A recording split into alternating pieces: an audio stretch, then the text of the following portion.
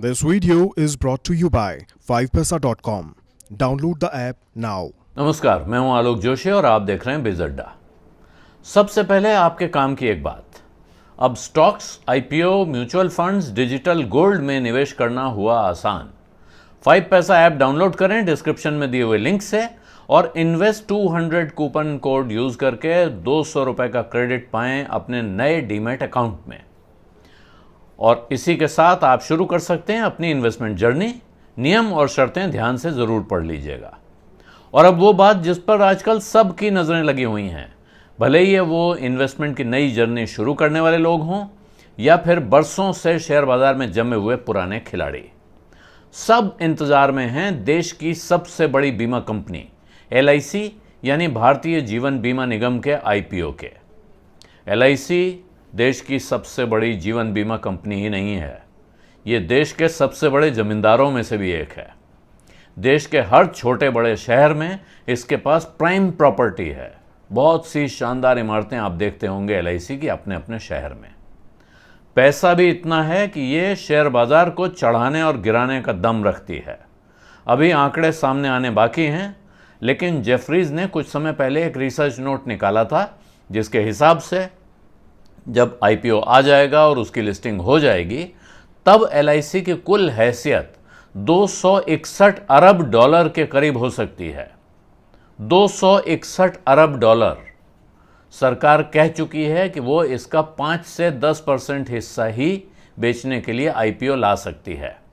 10% हिस्सा भी बिका तो इस आंकड़े के हिसाब से वो होगा 26 अरब डॉलर, यानी करीब 1,92,000 करोड़ रुपए।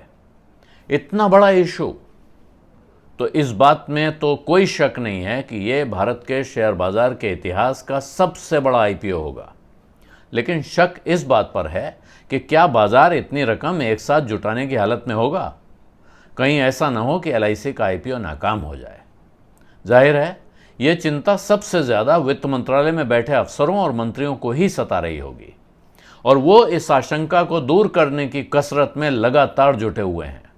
तो अब तरह तरह की तरकीबें सामने आ रही हैं। जब मैं कह रहा हूं तो ये सब सूत्रों के हवाले से आ रही सूचनाएं हैं, क्योंकि अभी LIC के IPO की तस्वीर सामने है नहीं। तो एक फॉर्मूला ये बताया जा रहा है कि हो सकता है कि LIC का ये महा IPO, मेगा IPO जिसको कहते हैं, ये एक साथ ना आए, बल्कि इसे 2 या 2 से ज़्यादा छोटे छोटे IPOs में तोड़ कर लाया जाए।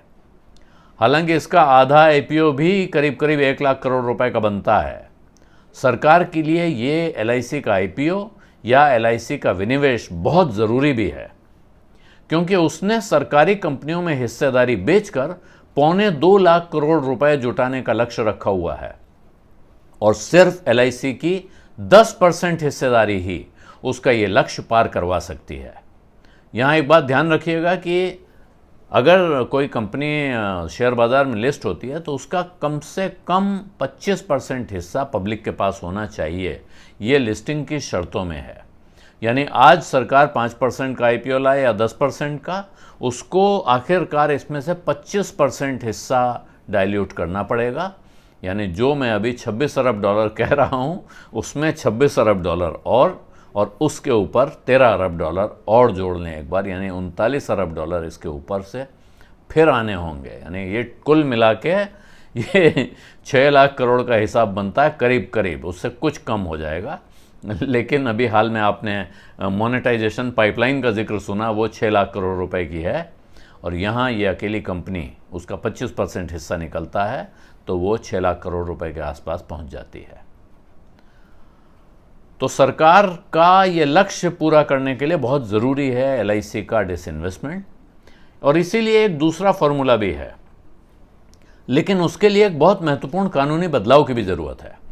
वो फॉर्मूला ये है कि LIC में प्रत्यक्ष विदेशी निवेश या FDI का रास्ता खोल दिया जाए।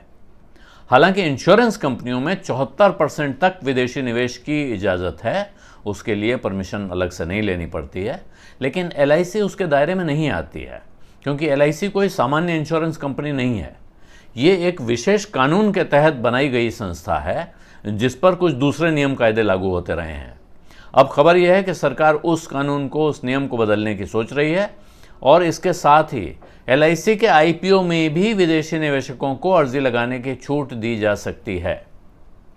LIC के IPO के साथ ही बाजार में तेजी की एक नई लहर भी दौड़ सकती है, बहुत से जानकारों का कहना है, क्योंकि LIC में जो इसके पॉलिसी होल्डर्स हैं उनको भी एक अलग कोटा दिया जाएगा। ऐसी चर्चा भी चल रही है कि जब IPO आएगा तो जो LIC के पॉलिसी होल्डर्स हैं उनके लिए एक अलग कोटा होगा। यानी आपने अगर LIC से बीमा करा रखा है तो आप उस IPO में उस कैटेगरी में अप्लाई कर पाएंगे, उनके लिए कुछ शेयर अलग से रखे गए होंगे।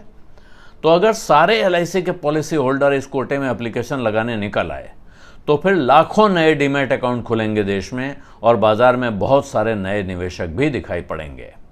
ये तमाम तरह के फॉर्मूले, इन पर विचार चल रहा है। इनमें से क्या सामने आएगा पता नहीं है। LIC का वैल्यूएशन फाइनली कितना आएगा, जो हमने अनुमान, यानी जेफरीज ने जो अनुमान लगाया है वही होगा, उससे ज़्यादा होगा, ये कहना भी मुश्किल है। पिछले लगभग 2 साल का समय हो चुका है जब से LIC में IPO का पहली बार ऐलान हुआ था, तब से अब तक इतना वक्त क्यों लग रहा है? इसकी एक वजह यह भी है कि देश भर में इसकी इतनी संपत्ति फैली है कि उसका हिसाब लगाना, वैल्यूअर्स के साथ उनका गणित जोड़ना, LIC की कुल हैसियत क्या है ये अंदाज़ा लगना ज़रूरी है IPO से पहले। उसके बाद ही वो कागज़ बनेंगे जिनसे IPO में एक शेयर की कीमत कितनी होगी, उस पर कितना प्रीमियम लिया जाएगा, ये तय किया जाएगा। तो इस बारे में अभी बहुत सारे सवालों के जवाब मिलने बाकी हैं, लेकिन तस्वीर जल्दी ही साफ होने लगेगी ये कहा जा सकता है, क्योंकि इस इशू के लीड मैनेजरों का फैसला 1-2 दिन में ही होने वाला है। 16 बड़े इन्वेस्टमेंट बैंकर्स इसके लिए मुकाबले में हैं और उनके नाम का ऐलान सामने होने के साथ ही और भी बहुत से सवालों के जवाब मिलने शुरू हो जाएंगे। वो लोग फिर प्रेजेंटेशन देना शुरू करते हैं, रोड शोज़ होते हैं और वो DRHP फाइल करेंगे, उसमें बहुत सारी चीज़ें होंगी। उसके बाद सेबी से मंजूरी मिलेगी और फिर आपके सामने आ जाएगा। तो LIC वो कंपनी है जो पहले योगक्षेमम वहाम्यहम के लोगों के साथ चलती थी और उसके बाद लोग उसको जानने लगे हैं ज़िंदगी के साथ भी, ज़िंदगी के बाद भी के नारे से। LIC के IPO में एप्लीकेशन लगाना अभी आज की तारीख में जब कुछ भी सामने नहीं है तो मैं कह सकता हूँ बनता ही है, लेकिन जब वो इशू सामने आएगा उस वक्त तक बाज़ार का हाल क्या होगा, वो किस भाव पर आएगा और उस भाव पर आपको कितना फ़ायदा या कितना आगे भविष्य उज्जवल दिखता है, ये उसी वक्त तय हो पाएगा। और अभी और भी बहुत सारे सवाल हैं जिनके जवाब सामने आने बाकी हैं, लेकिन ये एक बहुत बड़ा इशू है और इसका बहुत बड़ा इंतज़ार हो रहा है, तो ये कोई अनहोनी नहीं है। बिज़ अड्डा में आज इतना ही। आपको बिज़ अड्डा कैसा लग रहा है बताना मत भूलिए, कमेंट बॉक्स में ज़रूर लिखिए। कुछ और देखना चाहते हैं, सुनना चाहते हैं तो वो भी लिखिए। अब इजाज़त दीजिए, धन्यवाद, नमस्कार।